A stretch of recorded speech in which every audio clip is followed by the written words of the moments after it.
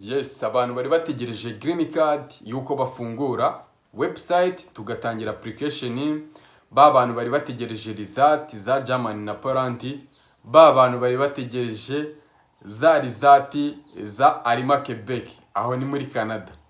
Iki kiganiro kigiye kuvuga kuri ibyo bintu bitatu. Kiravuga kuri green card, kiyibandeho cyane, sobanura uburyo green card ari gukinwa ku itariki 17 n'impamvu uyu mwaka green card itazakinwa, ari n'ikihe gihe izakinirwa mwura mwaka tuzaba twinjiyemo. Umenye ukwezi, umenye amatariki, umenye na requirements. Ubwo ni ibintu ugomba gukenera kujya ukora application igende neza. Ba bantu bari bategereje amarizati mwese giye kubisobanura nkumenyesha yuko iki kiganiro ukigeza ku musozo kiratwara iminota mikeya. Uraza kuvanamo makuru menshi utaruzi kandi uzakomeza gukenera. Abe ku ruhande rw'umuntu warutegereje result za Arima Quebec, wa muntu warutegereje result za Poland na Germany, na wa muntu warutegereje application ya green card. So make sure neza ko icyo YouTube channel nshyashya yanyu ya Kelvis Pro wakoze subscribe kugira ujye ubona ibiganiro byinyuraho byose uri uwa mbere. Ikiganiro uzajya kibona uri uwa mbere, bigufashe kuba waba ufite update mu ba mbere, kuko umuntu ufite update mu ba mbere we aba ari indashyikirwa. So reka dukubite tubangura tudatinze mu mayira kuko ndakoresha iminota mikeya. Muri no minsi narimaze iminsi nari kubona time, ariko ubu ngubu nagarutse. Always update nshyashya na opportunity nshyashya zindi mujye kuzajya muzibona buri munsi. Green card uyu mwaka ntabwo izakinwa. Green card ntabwo izakinwa bitewe n'iki cyahindutse, n'iki kintu cyaje kidobya muri application ya green card. Ngiye kubisobanura neza ikintu cyatumye green card idakinwa n'igihe izakinirwa. Murahita ko mwumva igihe tuzaba tuyitegereje gukora iyi application ya green card. So nta bya danger, nta n'igikuba cyacitse, gusa ibintu ni step by step. Tugomba gukurikiza impinduka zajemo nyine tukabyakira, ariko abantu bababaje nta nihanganisha bitewe n'ukuntu fayiro zabo nyine zajemo kidobya. Abantu bari bategereje ama second letter, abantu bakoze ama interview bari kugenda muri uku kwezi kwa 12. Uku kwezi kwa 12 turi kujyamo nicyo gihe bari kugenda. Ndabihanganishije bya danger, ndabakomeje inkuru nshyashya mbazaniye namwe. Nubwo atari nziza, ntabwo muzagenda, muzakina green card next year. Byatewe n'iki rero ibi byose? Ingaruka ngiye mbona ko ari umuntu mwateje ikibazo pe.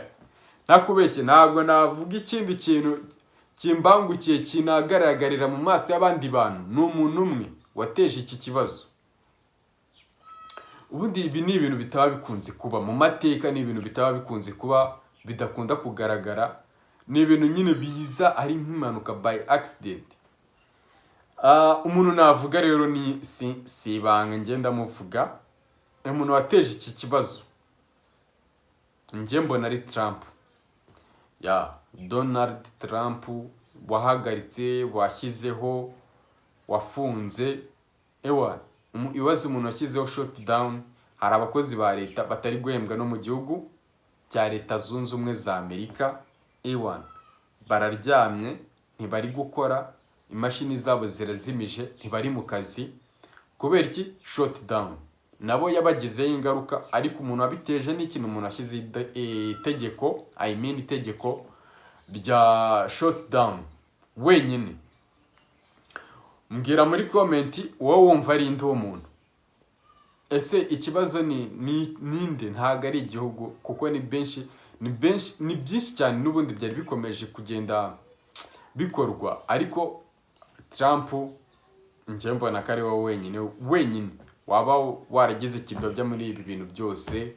N'aba bantu bari kwitegura kugenda icyo nakubwira cyo green card izakomeza uriya mwaka, izakomeza uriya mwaka 2026 ukwezi kwa gatatu, ntabwo kuzarenga green card itarakinwa na application ya green card yagarutse. Wenda umuntu ukurikira Big Time TV show n'umuntu ukurikira Kelvis Bro, uwo muntu afite inema, afite umugisha wo kuzamenya amakuru mu bambere, kuko ubundi igihe cya green card cyabaga kizwi, ni ibintu byari bisanzwe. Ubu umuntu yakiraga muri uku kwezi kwa 11 akabazi ko uriya mwaka wa 2026 igihe kizongerwa. Ikindi gihe mu kinyarwanda kiza kugira byumve fresh, umuntu yakinaga uyu mwaka 2025 mu kwezi kwa 11 akabazi n'igihe azongera green card izasubukurwa undi mwaka, igihe nyine bazongera gukinira n'itariki izwi. Ariko ikiza cyabyo wa muntu nyine ni ikiza, nabyita nk'ibyiza sometime, nabwo akaba ari ibintu bitoya kuri wa muntu warutegereje kugenda. Gusa ubwo byaje, icyo nakubwira cyo ntabwo twacitse intege, abari biteguye gukina n'ubundi za requirement n'ubundi muzakomeza muzikoresha amafoto niba ari mu kwa gatatu. Icyo nakubwira mu kwa gatatu rero, opportunity b'abantu bari biteguye gukina babifitemo, kuko hajemo some changes zijyanye na application igihe ari gukorerwa ikaba itakozwe. Tukaba dutegereje next year mu kwezi kwa gatatu, ntabwo kuzarenga, bishobora no kuba before, mbere y'ukwezi kwa gatatu, tuvuge nko mu kwa mbere cyangwa mu kwa kabiri. Noneho bantu wa mwaka abantu bari gukina uyu mwaka twari tugiye gukina, ntabwo bibaye, hajemo impinduka. Dutegereje uriya mwaka wa 2026. 2026 naho hahise ko hazamo impinduka, kuko tuvuga urugero, niba nari gukina 2025 mu kwezi kwa 11 nari gukora application yanjye ikarangira, nkaba nzi koko mu kwezi kwa 7 application izongera igasubira online. Abantu batsinzwe bacekinze mu kwa gatatu cyangwa mu kwa gatanu ko bahiye bagakina mu kwa 7. Ariko ubu ngubu nabo abo bari gukina mu kwa 7 kuri mwaka ntabwo bishobora kuba mu mezi 3 ya mbere y'umwaka wa 2026. Numugisha rero ku muntu ukurikira Big Time TV show na Kelvis Bro, izo update n'ubundi azazimenya, kuko abantu benshi bari biteze uriya mwaka ntabwo bazamenya igihe bizakorerwa. N'abantu bakeya, bantu bakeya bahora bari update bazamenya n'ubundi ko bya bikorwa byasubukuwe. Bantu n'ubundi reka mbabwira ikintu kimwe, n'ubundi ama interview n'ibindi byose byari kuzakorwa n'uriya mwaka n'umuntu wakinnye uyu mwaka 2025. Ikintu naje gusanga kizaba n'ubundi yama interview nukina mu kwezi mu mezi 3 ya mbere, kuko ubundi umuntu wakinnye 2025 agenda 2027 mu mezi ya mbere ya 2026, 3 ya mbere green card igakinwa. Yama interview bya bindi byose bizakorwa 2026 na 7 mu kwezi n'ubundi kwa mbere. Uri kumva ko hagemo intera y'igihe mu kwezi kwa 12, ukwa mbere, ukwa kabiri, n'ubundi abantu bazaba bari kugenda. N'ubundi ikintu cyahindutsemo ni igihe kijyanye n'iki n'amezi. Abantu bari kubyumva gutyo nimumbwire muri comment.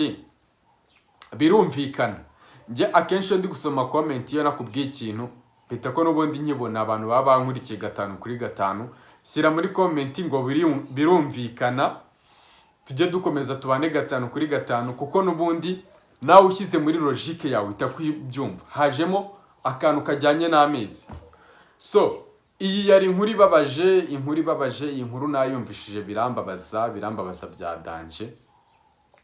Ariko nubwo yambabaje ku ruhande rumwe rw'abantu bari bategereje ama second letter, abari bategereje ama interview, babantu bari bategereje ama visa, babantu bari bategereje kugenda.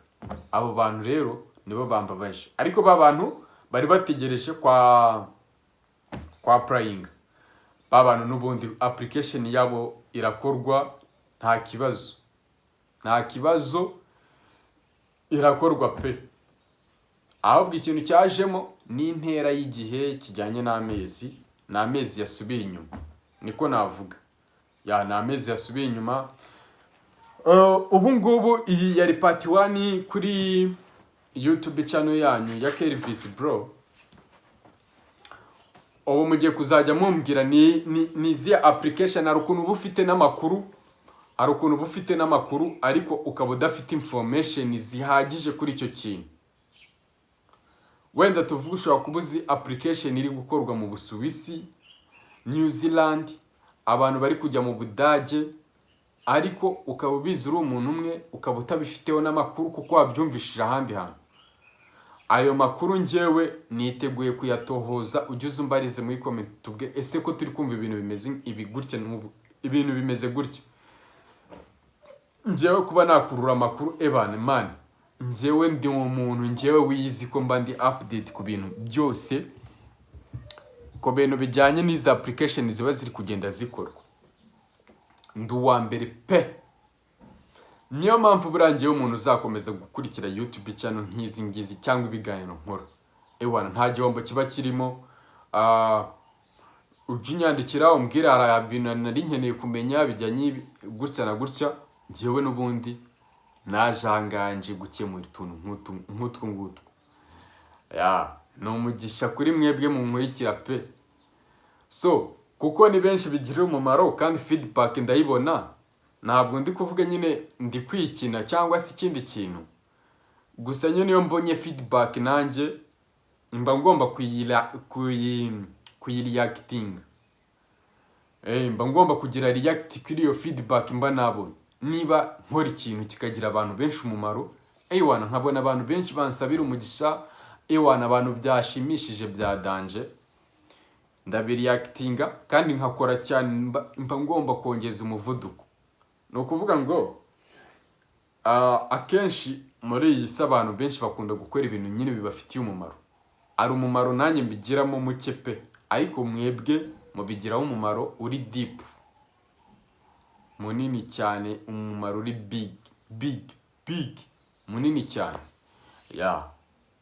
Ushobora kuba naguhereza amakuru ashobora kuba yaguhindura ubuzima, ngiye nkabivanamo uburyo buri financial, nawe ukabuvanamo uburyo buri happiness, uburyo buri financial, uburyo buri nyine ni ibintu byinshi uvanamo. Tuzakomeza kubana mu biganiro byinshi cyane ibijyanye n'ama green card, ama visa, abantu bashaka ama scholarship. Mwibutsa yuko abantu bose baba bashaka ama best chances nk'ayo ngayo, n'ubundi nta cyahindutse. Ibiganiro byanjye nsigaye nkora ibiganiro bihuye n'iminota 15 17, kuko buriya nsigaye nkora ibiganiro 2, mfite gukora cyane. Iyo nkora ibiganiro 2 ubwo ni iminota 30 mba nicaye ndi gukora ibiganiro. Njyewe mba ngira ngo iyo nkubwira ikintu nzajye nkubwira nk'umuvandimwe kikugira umumaro, kuko nkurikira aka kanya uri kundeba aka kanya, amakuru mba ndi kuguhereza. Feel free, ujye unyandikira umbaze ibintu byose, umbaze man. Njyewe nzajya nkubwira nyine ibyo mfiteho enotion byakugira n'umumaro, bikomeze kugufasha. Ikindi nakubwira cyo ni ibintu byinshi biteganyijwe kuri YouTube channel yanyu, nukomeza kuyikurikira. Ndakubwira yuko ibintu byinshi uzabigiramo umumaro. Ushobora kuba ufite amafaranga cyangwa utanayafite, ariko icyo ushaka ni iterambere. Akenshi ngiye ibintu nzakuzanira ni iby'iterambere. So big shout out kuri wakoze subscribe kuri Big Time TV show. Big shout out kuri wakoze subscribe kuri YouTube channel ya Kelvis Bro. Imana ikuremeze, ikurebe icyoroshye, ikwagure muri byose. nyandikira muri komenti big one menye ninde turangizanyije iki kiganiro, nkuko mba nabihereye ku itangiriro mbibasaba tujye dukomeza tubane 5 kuri 5. So big shout out kuri mwese mwari munkurikiye kugeza kuri uyu munota.